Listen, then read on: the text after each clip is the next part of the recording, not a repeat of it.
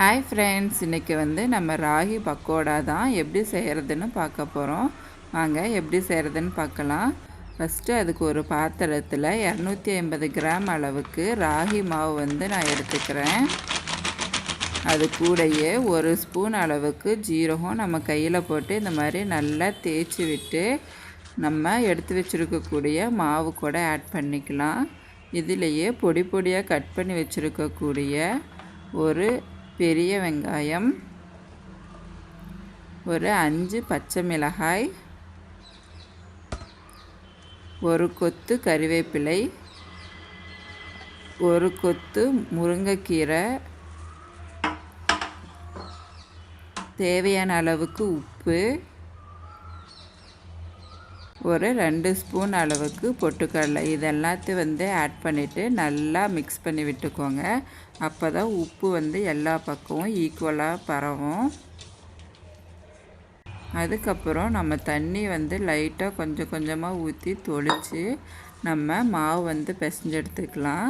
இந்த மாவு ரொம்ப தண்ணியாகவும் பிசையக்கூடாது, ரொம்ப சப்பாத்தி மாவு அளவுக்கு பிசையக்கூடாது. இந்த அளவுக்கு தான் நம்ம பிசைஞ்சு எடுத்துக்கணும் மாவை. அப்போ தான் நமக்கு பக்கோடா போடுறதுக்கு கரெக்டாக இருக்கும். இப்போ நம்ம ஒரு பாத்திரத்தை எடுத்துகிட்டு அதில் கடலெண்ணெய் ஊற்றி நல்லா காய வச்சுக்கலாம்.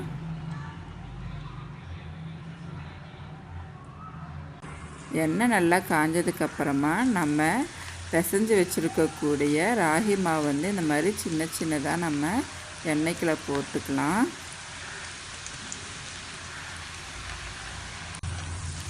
எண்ணெயில் போட்டது பாதி வெந்ததுக்கப்புறம் இந்த மாதிரி நல்லா திருப்பி விட்டுக்கோங்க.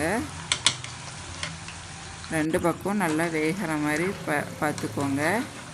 நல்லா வெந்ததுக்கப்புறம் நம்ம ராகி இதை எடுத்துடலாம். பக்கோடா நமக்கு ரெடி ஆயிடுச்சு. இப்போ அதே மாதிரி மீதம் இருக்கக்கூடிய மாவையை நம்ம போட்டு பொரித்து எடுத்துக்கலாம். இந்த ராகியை நம்ம கேழ்வரகு அப்படின்னு கூட சொல்லுவாங்க. இதில் இரும்பு சத்து ரொம்ப அதிகமாக இருக்குது. அதனால தான் பெரியவங்கெல்லாம் கூட டெய்லியும் காலையில் இந்த கேழ்வரகு கஞ்சி கூழ் இந்த மாதிரியெல்லாம் வச்சு சாப்பிடுவாங்க. இது நம்ம சுகர் பேஷண்ட் இருக்கிறவங்கெல்லாம் சாப்பிட்டாங்க அப்படின்னா சுகர் லெவல் கண்ட்ரோல் ஆகும். அதே மாதிரி நம்ம பிளட்டில் இருக்கக்கூடிய ஹீமோக்ளோபின் லெவலும் இன்க்ரீஸ் ஆகும். இதில் கால்சியம் ரொம்ப அதிகமாக இருக்கனால நம்ம எலும்புக்கும் ரொம்ப நல்லது. அவ்வளோதான், நமக்கு ராகி பக்கோடா ரெடி ஆயிடுச்சு. தேங்க்யூ ஃபார் வாட்சிங் திஸ் வீடியோ.